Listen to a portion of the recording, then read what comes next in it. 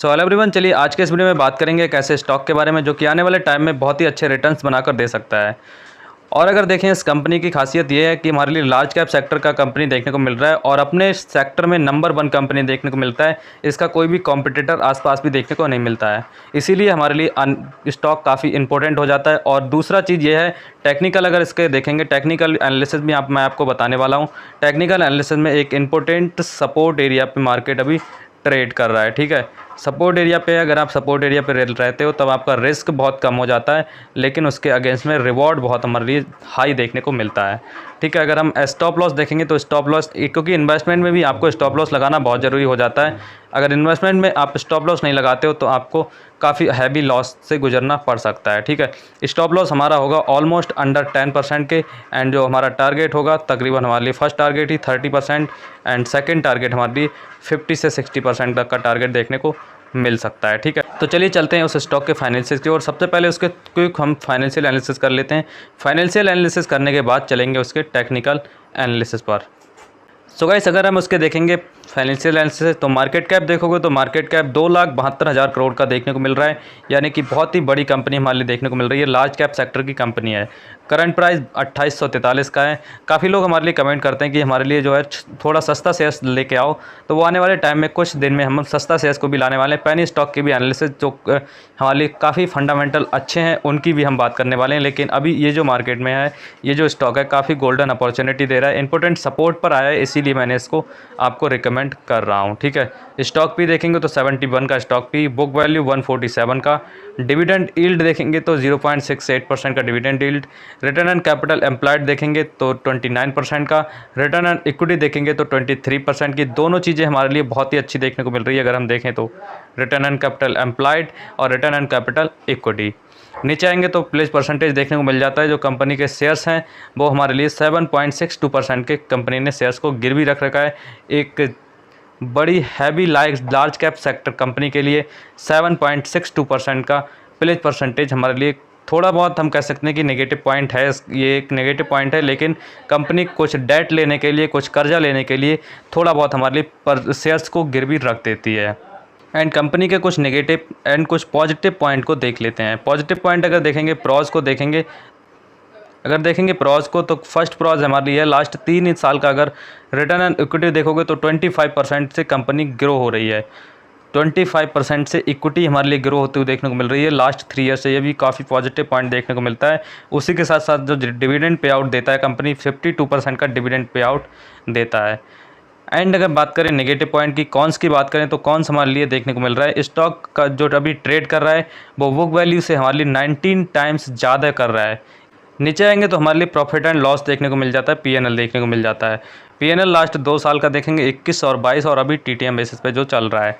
Sales देखेंगे 2021 की तो 21,713 करोड़, मार्च 2022 में 29,000 एंड टीटीएम बेसिस पे 33,000 का हमारे लिए देखने को मिल रहा है सेल्स। उसी के अगेंस्ट में अगर एक्सपेंस देखेंगे तो 2021 में 16, 2022 में 24 एंड टीटीएम बेसिस पे 27,000 के देखने को मिल रहे हैं एक्सपेंस, खर्चे निकालने के बाद निकल के आता है प्योर प्रॉफिट, यानी कि सेल्स माइनस खर्चे और pure profit without any taxes.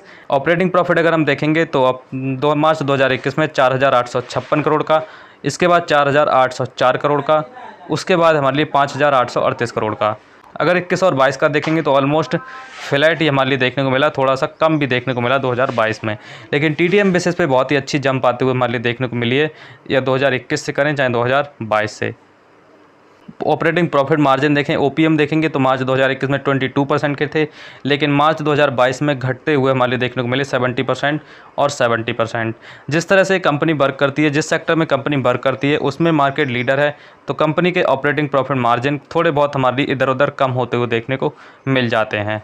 क्योंकि कंपनी का जब मोनोपोली क्रिएट हो जाएगा ऑल ओवर इंडिया या ऑल ओवर वर्ल्ड में, तब आने वाले टाइम में कंपनी अपने प्रॉफिट मार्जिन को इम्प्रूव कर सकती है। अगर बात करें थोड़ा सा क्यूक देखें, रिजर्व्स और बोरिंग्स, कर्जा देखें तो कर्जा कंपनी के ऊपर 1866 करोड़ का है। उसी के साथ साथ जो रिजर्व्स है, रिजर्व्स हमारे लिए 14,000 करोड़ के रिजर्व्स देखने को मिल रहे हैं, यानी कि कर्जा हमारे लिए कोई खास देखने को नहीं मिल रहा है। कोई कंपनी चाहे तो इसको डेट फ्री भी कर सकती है। नीचे आएंगे तो हमारे लिए शेयर होल्डिंग पैटर्न देखने को मिल जाता है। शेयर होल्डिंग पैटर्न देखेंगे, प्रमोटर्स की होल्डिंग 52% की प्रमोटर होल्डिंग एंड एफआईआईस की 17%, डीआईस की 9% और पब्लिक की हमारे लिए 20% की देखने को मिल रही है। ठीक है, तो ऑल ओवर अगर हम बात करें तो 80% की जो शेयर होल्डिंग है वो हमारे लिए FIIs, DIs और प्रमोटर्स के पास ही देखने को मिल रही है। बाकी की जो बची हुई है 20% वो पब्लिक के पास देखने को मिल रही है, क्योंकि कंपनी बहुत ही अच्छी है। सो गाइस, मैं जिस स्टॉक की बात कर रहा था उसका नाम है एशियन पेंट। एशियन पेंट देखेंगे तो पेंट सेक्टर में नंबर 1 कंपनी देखने को मिलती है अपने सेक्टर में, एंड सेकंड नंबर पर बर्जर पेंट, उसके बाद काफ़ी सारे पेंट्स कंपनी आ जाती हैं।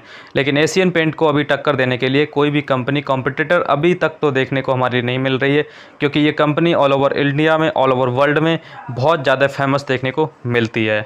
तो चलिए चलते हैं हम इसके टेक्निकल की ओर, टेक्निकल भी देख लेते हैं। इसका टेक्निकल अभी आप कहाँ पर इसको बाय कर सकते हो, अगर आपके पास ये स्टॉक है तो किस लेवल तक आपको निकल जाना चाहिए, क्योंकि गिरावट में आप हमेशा तो इसमें बने नहीं रह सकते। ठीक है, और किस लेवल पे हमारे लिए अभी इसको होल्ड करना चाहिए उसके बारे में भी बात करेंगे। अगर आपने इसको ले रखा है तो उसको होल्ड भी कर सकते हो, उसके बारे में बात करने वाले हैं। तो चलिए चलते हैं इसके टेक्निकल एनालिसिस की ओर।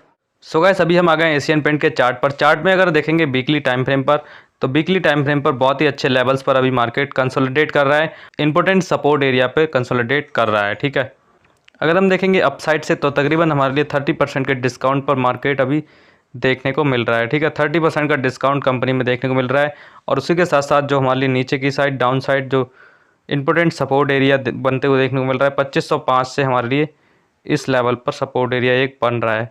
लेकिन यहाँ पर भी एक इंपॉर्टेंट सपोर्ट एरिया, क्योंकि काफ़ी दिन से यहीं पर कंसोलिडेट कर रहा है। अगर 3 से 4 मंथ हमारे लिए हो चुके हैं जिस लेवल पर मार्केट अभी कंसोलिडेट कर रहा है। ठीक है, इस लेवल पर। ठीक है, अंदर ही मार्केट है, बॉक्स के अंदर है, और बॉक्स के अंदर तकरीबन देखें तो इसकी जो रेंज है वो हमारे लिए 10% है। 10% के अंदर ही मार्केट इसमें ट्रेड कर रहा है, और इसी में रेंज में ही वर्क कर रहा है। जैसे इस रेंज को तोड़ेगा तो आने वाले टाइम में बहुत ही अच्छा रिटर्न्स बना कर दे सकता है। अब आपके एसएल कहाँ पे होना चाहिए, अगर आपने मान लीजिए कहीं पर यहाँ कहीं भी ले रखा है, टॉप पर ले रखा है, तब अभी आप इसमें वेट करिए, क्योंकि यहाँ पर जैसे ही इस लेवल को निकालेगा 2550 या 2540 के लेवल को अगर निकालता है तब हम इसमें से एग्जिट कर जाएंगे। टेक्निकली अगर आपने यहाँ पर भी ले रखा है, या देखिए कोई भी शेयर्स को लेने का कोई भी रीज़न होना चाहिए। अगर आपने यहाँ पर लिया था सपोर्ट पर, मैंने आपको बताया सपोर्ट एरिया पर लोगे तो ऑलमोस्ट हम ट्रैप नहीं होंगे, ट्रैप भी नहीं होंगे, और उसी के साथ साथ लॉस में ज़्यादा लॉस में हमारी पोजीशन नहीं निकालनी पड़ेगी। ठीक है, अगर किसी ने इस रैली को देखकर ट्रेड लिया होगा, रैंडमली ट्रेड लिया होगा, तो ऑलमोस्ट अभी तक वो 30% के लॉस में देखने को मिल रहा होगा उसका पोर्टफोलियो। तो इसीलिए ध्यान से शेयर लेना, कोई भी रीज़न, वैलिड रीज़न होना चाहिए कि आप शेयर्स किस वजह से ले रहे हो। या तो उसके क्वार्टरली नंबर्स अच्छे आए तब आपको वो शेयर्स लेना चाहिए, या कोई टेक्निकल, अगर आप टेक्निकल चार्ट देखते हैं तो चार्ट के हिसाब से ही लेना कि कहाँ पर हमारे लिए इंपॉर्टेंट सपोर्ट, इंपॉर्टेंट रेजिस्टेंस देखने को मिल रहा है, उस हिसाब से स्टॉक को लेना चाहिए। ठीक है, रैंडमली मैं आपको बता दूं, अगर आपने यहाँ कहीं भी बाय किया है, टॉप पर बाय किया है, तो अभी इसमें थोड़ा सा वेट करिए, इस लेवल के नीचे का हम ऐसा लगा के रखेंगे। लेकिन जो फ्रेश एंट्री लेना चाहते हैं उनके लिए अभी बहुत ही अच्छा लेवल देखने को मिल रहा है, इस लेवल पर हम बाइंग कर सकते हैं। आप चाहे तो इस लेवल पर भी बाइंग कर सकते हो, या थोड़ा डाउन आए तब यहाँ पर भी बाइंग कर सकते हो। लेकिन मुझे लगता है कि अगर आप 100 क्वांटिटी खरीदना चाहते हो तो तकरीबन हमारे लिए 70 क्वांटिटी यहीं पर हमारे लिए बाय कर लेना चाहिए, क्योंकि मार्केट डाउनसाइड आने के चांसेस कम देखने को मिल रहे हैं। मार्केट कहीं ना कहीं यहीं पर होल्ड कर रहा है और अपसाइड जाने की कोशिश करेगा ही करेगा। तकरीबन 4 मंथ्स हमारे लिए आते हुए देखने को मिल रहे हैं, यानी कि अगर आप 100 रुपये लगा रहे हो तो 70 रुपीज़ अभी लगा लीजिए, डाउन साइड आएगा तो 30 रुपीज़ वो भी लगा देंगे। ठीक है, लेकिन जो टेक्निकली एसएल रहेगा, चाहे आप यहाँ पर लो, चाहे आप 2827 पे लो, या आप थोड़ा डाउन साइड आके 2600 पे लो, लेकिन अगर आप यहीं पर एंट्री बनाते हो तो जो हमारा एसएल होगा टेक्निकली वो हमारे लिए 14% का एसएल, एंड उसके अगेंस्ट में जो फर्स्ट टारगेट हमारे लिए देखने को मिलेगा,